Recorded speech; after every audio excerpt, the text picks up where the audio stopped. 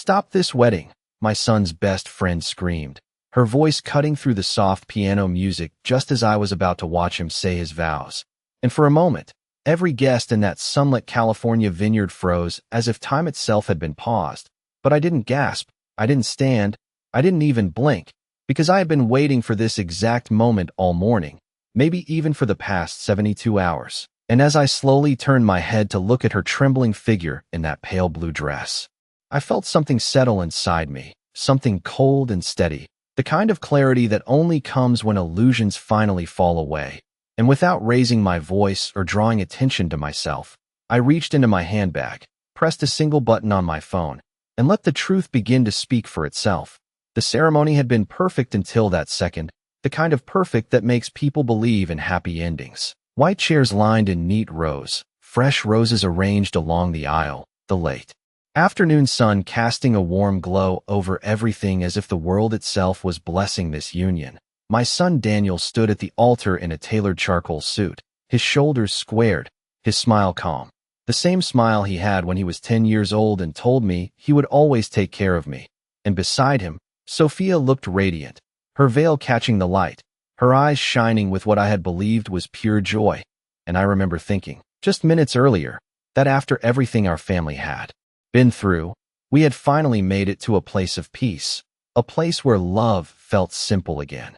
Lily had been standing just behind the front row, perfectly positioned where everyone could see her if she chose to step forward, which of course she did, her voice louder than it needed to be, her expression carefully crafted somewhere between panic and righteousness, and I could feel the ripple move through the guests, whispers starting like a breeze before a storm, heads turning, phones subtly lifted, people leaning forward in their seats because nothing draws attention faster than a public interruption wrapped in urgency. But what they didn't know, what none of them could have known, was that Lily's outburst wasn't a surprise to me. Not anymore. Not after the message I received 3 nights ago. Not after the quiet, deliberate steps I took to make sure that if she decided to destroy this wedding, she would be the one exposed instead. And as the first few confused murmurs spread across the crowd and Daniel's smile faltered just slightly, I kept my posture relaxed, my face composed, and my fingers steady on the screen. Because some people think stopping a wedding is an act of power, but they forget that the real power belongs to the one who controls what happens next. That evening, after the venue had emptied and the last of the staff had finished adjusting chairs and folding linens, I sat alone in the quiet space where, in less than 3 days, my son would stand and promise the rest of his life to someone he trusted completely, and I let myself feel the weight of that trust for the first time, not as a comforting thought, but as something fragile, something that could be shattered by a single well-timed lie if no one chose to protect it. And I realized then that what Lily was planning was not just an interruption. It was an attempt to rewrite the meaning of that day, to insert doubt where there should have been certainty, to replace joy with confusion. And she believed she could do it because she thought no one was paying attention. I thought back over the past year, over the subtle changes I had noticed but never fully examined. The way she had become more present in Daniel's life, offering advice that sounded helpful on the surface but often shifted decisions in small, quiet ways. The way she had positioned herself as someone indispensable, someone who always knew what was best. And I remembered the first time I felt something was not quite right. A simple dinner at our house, where she spoke for Daniel before he had the chance to answer a question himself, laughing it off as if it were harmless. And I had dismissed it then because it was easier to believe in good intentions than to question them. But now those moments lined up with a clarity that felt almost unsettling, like pieces of a puzzle that had been scattered just far enough apart to avoid recognition until it was almost too late. I stood and walked slowly down the aisle, my shoes making soft, measured sounds against the wooden platform, imagining the ceremony as it would unfold, the music beginning, the guests turning, Sophia stepping forward with that quiet confidence she carried so naturally. And for a brief second, I allowed myself to see the day as it was meant to be, untouched, uninterrupted, whole. And then I let that image go, because I knew reality would be different. Not because something was being ruined, but because something hidden was about to be revealed. When I reached the front, I placed my hand lightly on the edge of the altar and took a steady breath, not out of fear, but out of resolve.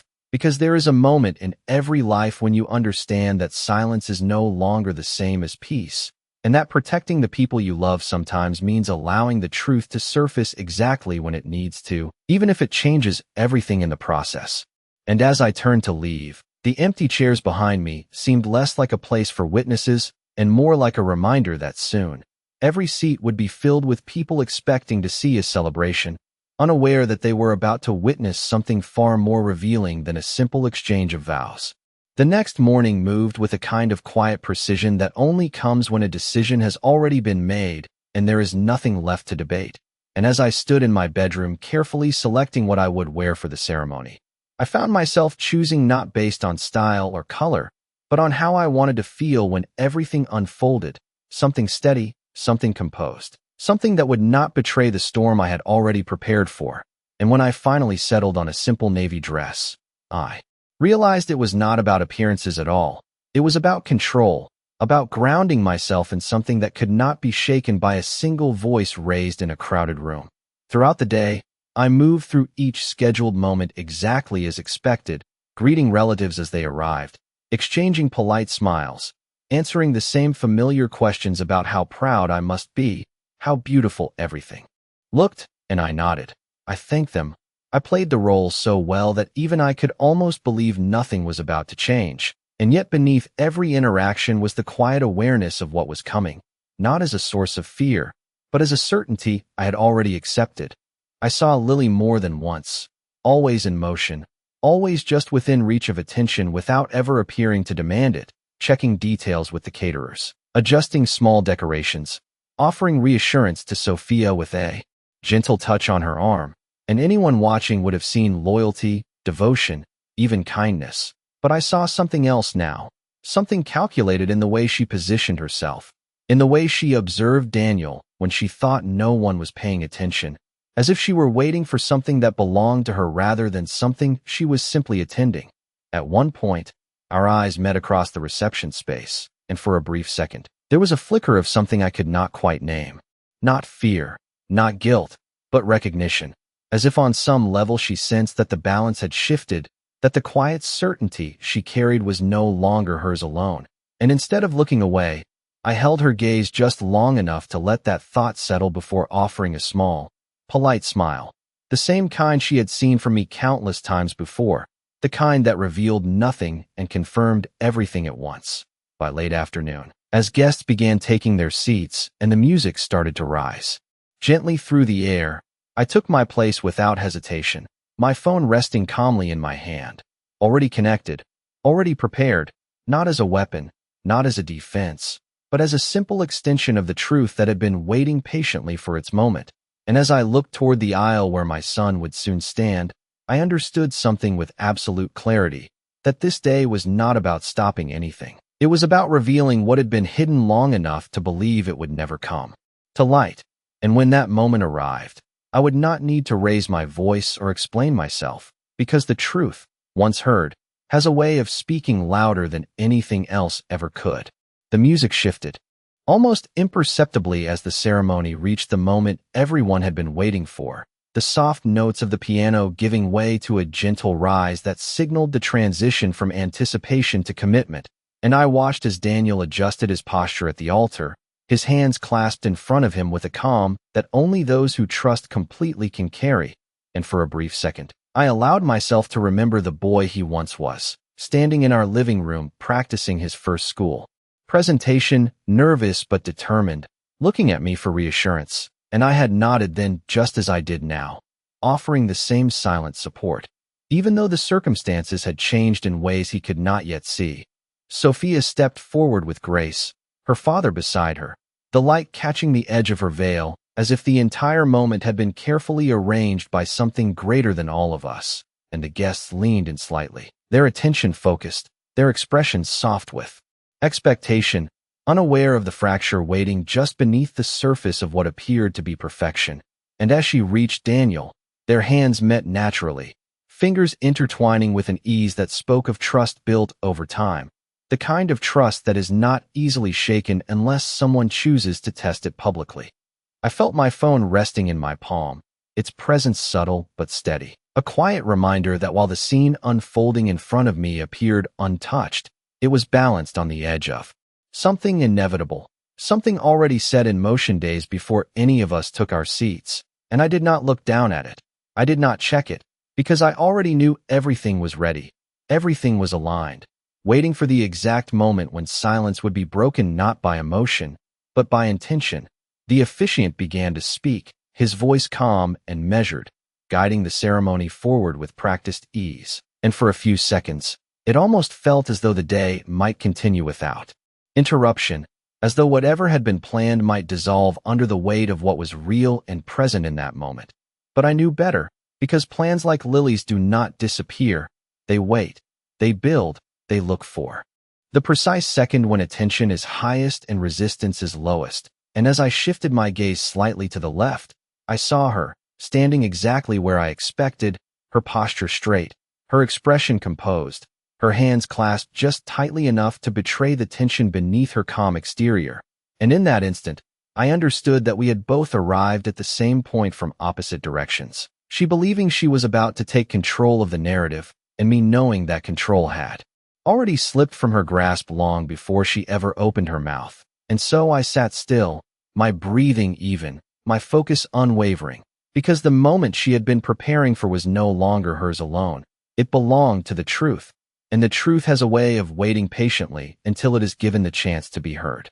It happened in the space between two sentences, just as the officiant paused to let the moment breathe, that delicate silence where every guest leans in without realizing it. And that was when Lily moved, not abruptly, not dramatically, but with a controlled urgency that made it feel intentional rather than emotional. And when she stepped forward, her voice carried across the vineyard with a clarity that cut through everything else. Not loud in volume, but sharp in purpose, and I saw the exact instant when attention shifted, when the carefully held focus of dozens of people broke and redirected toward her, curiosity replacing warmth, confusion replacing certainty, and as she spoke, framing her interruption as concern, as necessity, as something that had to be said before it was too late, I watched the expressions around me begin to change, subtle at first, brows furrowing, shoulders tightening, people exchanging quick glances as if silently asking one another whether this was real or part of something they did not understand. Daniel turned slightly, his expression caught between disbelief and hesitation, while Sophia's grip on his hand tightened just enough to reveal the tension beneath her composed exterior. And in that moment, I understood exactly what Lily had been counting on. That confusion creates vulnerability. That uncertainty makes people listen more closely. That if she could hold their attention long enough, she could reshape the entire meaning of what was happening in front of them. But what she did not account for was timing. Not just her timing, but mine. Because as she reached the point in her carefully prepared speech where doubt would begin to settle in the room, where her words would start to feel less like an interruption and more like a revelation, I lowered my gaze just slightly, not enough for anyone to notice, and pressed the screen. With a single, deliberate motion, and for a fraction of a second, nothing changed. The air still filled with her voice, the guests still suspended in that fragile state between belief and disbelief.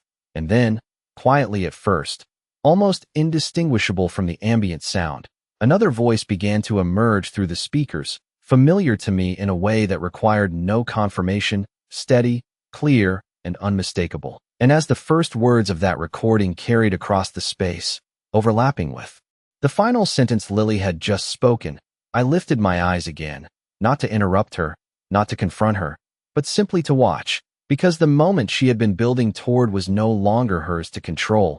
It had shifted, seamlessly, completely, into something she could not stop. And as the guests began to realize that what they were hearing was not part of the ceremony, not part of her performance, but something else entirely, something unplanned and undeniable, I remained exactly where I was, my posture unchanged, my expression calm, because the truth does not need to rush, it only needs to arrive at the right moment to be heard. The moment the recording became clear enough to distinguish words, the entire atmosphere shifted in a way that no raised voice ever could, because what echoed through the speakers was not emotion, not accusation, but calm intention, Lily's own voice from days earlier, measured and certain, describing exactly what she was doing now, outlining how she would interrupt, how she would make it sound like concern, how she would position herself as the only one brave enough to speak the truth, and I watched as the realization moved through the crowd like a slow wave, confusion giving way to recognition, recognition giving way to understanding, and with each passing second, the certainty she had carried into that moment began to unravel without a single person needing to confront her directly. She froze almost instantly, her posture still upright, but no longer controlled. Her expression caught between disbelief and calculation as she tried to decide whether to continue speaking or step back. And for the first time since she had entered the scene, she was no longer guiding the room. She was reacting to it, which is a position she had never prepared for. Daniel turned fully now, his attention no longer divided between ceremony and interruption, but focused entirely on what he was hearing, his eyes narrowing slightly as the words aligned with the reality in front of him. While Sophia remained still beside him, her composure intact but her gaze shifting, no longer toward Lily, but toward the space around her, as if reassessing everything she had believed about the people closest to her. The guests, who moments before had leaned forward in curiosity, now leaned back in quiet awareness, the subtle movement of bodies reflecting the internal shift from uncertainty to clarity, and no one spoke, no one needed to, because the recording continued steadily, revealing not just the plan, but the mindset behind it, the confidence that no one would question her, the assumption that she could control how others perceived the truth simply by presenting it first. I did not look at Lily directly, not yet, because this moment was not about confrontation, it was about exposure, about allowing the truth to occupy the space she had tried to claim. And as the final lines of the recording played, leaving no room for reinterpretation or doubt, the silence that followed felt entirely different from the one before, no longer fragile or uncertain, but grounded, solid, and unmistakably clear.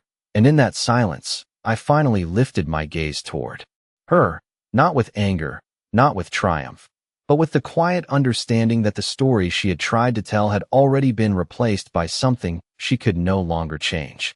No one moved at first, not Daniel, not Sophia, not even the guests who had filled the vineyard with quiet anticipation just minutes earlier, because there is a particular kind of silence that follows the undeniable truth. A silence that does not ask questions because it already holds the answers, and I could see it settling over the crowd, not as shock, but as understanding, the kind that arrives slowly and then all at once, reshaping everything it touches. Lily's composure, which had been so carefully maintained, began to shift. In small, almost imperceptible ways, the tension in her shoulders tightening, her gaze darting briefly as if searching for something to hold on to, some version of control she could reclaim, but there was nothing left for her to grasp, because the narrative she had built had already been dismantled piece by piece, not by confrontation, but by her own words, spoken freely when she believed no one was listening. Daniel took a step back, not dramatically, not in anger, but with a quiet deliberation that spoke louder than any reaction could have. His eyes fixed on Lily now, no longer confused, no longer uncertain, but clear, and in that clarity, I saw something shift in him as well, the realization that trust is not broken in a single moment, but revealed in one, and beside him, Sophia's hand slowly released his, not as a rejection, but as a pause, a space to process what had just unfolded, her expression calm but distant, as if she were recalibrating her understanding of the people standing around her. A soft murmur began to move through the guests, not loud enough to disrupt the moment, but enough to signal that the collective awareness had changed, that what they were witnessing was no longer a disruption of a ceremony, but the exposure of something that had been hidden in plain sight. And still, I remained seated, my posture unchanged, my hands resting calmly in my lap, because this was never about creating a scene. It was about allowing the truth to exist without interference. Lily finally spoke again, her voice no longer steady, attempting to explain, to reshape, to redirect the meaning of what had just been heard, but her words lacked the certainty they once carried. And I did not need to respond, no one did, because explanations hold no weight when the evidence has already spoken, and as her voice trailed off into something less defined, less convincing. I met her gaze for the first time since the recording had ended, not with judgment, not with satisfaction, but with a quiet finality, the kind that comes when a story has reached its natural conclusion. And in that moment, it was clear to everyone present that whatever she had intended to stop had already been saved by the truth she never expected to be heard. The shift from tension to resolution did not happen with a single word or a dramatic gesture, but through a series of quiet, deliberate choices made by the people who now understood exactly what had been placed in front of them. And I watched as Daniel exhaled slowly, the kind of breath that signals not confusion, but clarity, his shoulders lowering just slightly as if a weight he had not fully recognized had finally been lifted. And when he turned towards Sophia again, there was something different in his expression, something steadier, more grounded, as though the truth had not shaken him, but instead anchored him in a way that nothing else could have. Sophia met his gaze without hesitation, her composure still intact, but now accompanied by a quiet strength that had not been visible before. And in that brief exchange between them, no words were needed, because trust, once tested and understood, does not require explanation. It simply reasserts itself in the absence of doubt. The officiant, who had remained respectfully silent through the entire moment, adjusted his stance slightly, waiting not for permission, but for the natural flow of the ceremony to return, and it did, not with urgency, but with a calm that felt earned rather than assumed, as though everyone present had collectively agreed that what mattered had already been revealed, and there was nothing left to interrupt. Lily, standing at the edge of the space she had tried to claim, no longer commanded attention, not because anyone had forced her back, but because attention had moved on without her, and that, more than anything, marked the true end of her influence in that moment. The realization that presence alone does not guarantee impact when the foundation beneath it has been removed. I remained seated, my hands still, my posture unchanged, because there was nothing more for me to do, no statement to make, no acknowledgement required. The truth had done its work without needing a voice to carry it further, and as the ceremony resumed, the music returning softly, the words of the officiant continuing as if guided by something steady and uninterrupted, I allowed myself to look once more at the aisle, at the space where everything had nearly shifted into something else entirely, and I understood then that what had been preserved was not just the ceremony itself, but the integrity of it, the quiet certainty that what was happening now was real, unshaken, and chosen without interference. When Daniel finally spoke his vows, his voice was calm, measured, and unwavering, not because nothing had happened, but because everything that needed to be known had already been revealed. And as Sophia responded in kind, her words clear and steady, the moment carried a depth that had not been there before, a quiet resilience that could not be manufactured, only earned, and in that, I saw the beginning of something far stronger than the perfect day we had imagined, something rooted not in illusion, but in truth. By the time the ceremony concluded and the final words were spoken, the atmosphere had transformed into something far more grounded than what had existed at the beginning of the day, and as the guests rose to their feet in quiet applause, there was a sense that what they had just witnessed was not simply a wedding, but a moment where truth had been tested and held its place without disruption. And I remained seated for a few seconds longer than everyone else, not out of hesitation, but to take in the stillness that followed, the kind of stillness that only comes after something hidden has been brought fully into the light. When I finally stood, I noticed how the energy in the space had shifted, conversations beginning softly, voices lower than before, not out of discomfort, but out of a shared understanding that something meaningful had occurred beyond the ceremony itself. And as I made my way toward the reception area, I passed by familiar faces who met my eyes with a quiet acknowledgement, not asking questions, not seeking explanations, but simply recognizing what had unfolded without needing it to be restated. Daniel approached me not long after, his expression calm, but carrying a depth that had not been there earlier. And when he embraced me, it was not with urgency or confusion, but with a steady gratitude that spoke more clearly than words ever could. And I returned the gesture with the same quiet certainty, knowing that some moments between a parent and a child do not require conversation to be understood.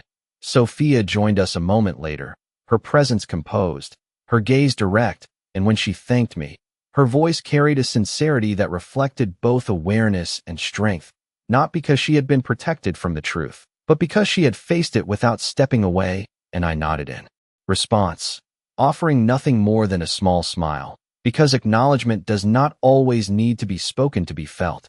Somewhere behind us, I could hear movement as Lily quietly exited the space, not in haste, not in confrontation, but with the kind of quiet departure that follows when there is nothing left to hold on to, and no one turned to watch her leave, not out of indifference, but because the focus had already moved forward, away from disruption and towards something more stable. As the evening continued, the music returned, the lights softened, and the reception unfolded with a calm that felt earned rather than assumed, and I found myself standing at the edge of the room once more, observing not just the celebration, but the quiet resilience within it, the way people laughed a little more softly, spoke a little more thoughtfully, as if they all understood that what had nearly been altered had instead been strengthened. And in that understanding, I saw not just the continuation of a wedding, but the beginning of something that would not easily be shaken again. As the evening settled into a gentle rhythm of quiet laughter and soft music, I found myself stepping outside for a moment, away from the glow of the lights and the hum of conversation, into the cool California air that carried just a hint of the ocean breeze, and I stood there at the edge of the vineyard, looking back at the place where everything had nearly unraveled and yet somehow held together more firmly than before, and I realized that what had happened that day was not a disruption, not a fracture, but a revelation, the kind that does not destroy what is real, but instead removes everything that is not. I thought about the moment Lily had stepped forward, so certain that she would control the story, so convinced that truth was something she could shape to her advantage, and I understood now that her mistake had never been in speaking, but in believing that truth belongs to the one who speaks first, when in reality, it belongs to the one who is willing to let it stand on its own. Inside, I could see Daniel and Sophia moving among their guests, their expressions lighter now, not because the day had been untouched, but because it had been tested and remained intact, and there was something stronger in the way they looked at each other, something quieter but far more enduring than the kind of perfection we had all imagined at the beginning, and I knew that what they were building together would not be easily shaken, not after facing what they had just faced and choosing to move forward without hesitation. I felt my phone still in my hand, its screen now dark, its purpose fulfilled, and I slipped it back into my bag without a second thought, because the moment it had carried was no longer needed. The truth had already taken its place, not as a memory to be revisited, but as a foundation that would remain long after the music faded and the guests returned to their lives. When I finally turned to go back inside, I paused just once more, not to look for anything that had been lost, but to acknowledge what had been preserved, and as I walked toward the light, I understood something with a quiet certainty that did not need to be spoken aloud, that I had not stopped anything that day. I had simply allowed the truth to arrive at the moment it was needed most, and in doing so, I had not changed the course of the wedding. I had ensured that it began exactly as it should, not in illusion, but in clarity, because some people believe they can break a moment by interrupting it, but they forget that the strongest moments are the ones that remain standing when everything false has been stripped away.